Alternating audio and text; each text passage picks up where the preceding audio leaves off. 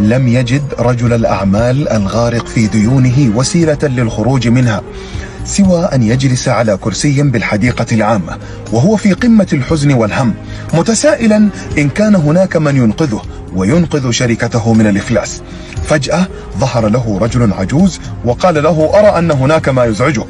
فحكى له رجل الأعمال ما أصابه، فرد عليه العجوز قائلا: أعتقد أن بإمكاني مساعدتك.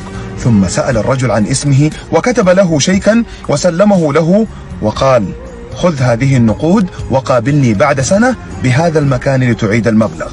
وبعدها رحل العجوز وبقي رجل الأعمال مشدوها يقلب بين يديه شيكا بمبلغ $500,000 عليه توقيع جون دي روكفيلر، رجل أعمال أمريكي كان أكثر رجال العالم ثراء فترة 1839-1937. جمع ثروته من عمله في مجال البترول، وفي وقت لاحق أصبح من المشهورين. أفاق الرجل من ذهوله وقال بحماس: الآن أستطيع أن أمحو بهذه النقود كل ما يقلقني. ثم فكر لوهلة وقرر أن يسعى لحفظ شركته من الإفلاس دون أن يلجأ لصرف الشيك الذي اتخذه مصدر أمان وقوة له.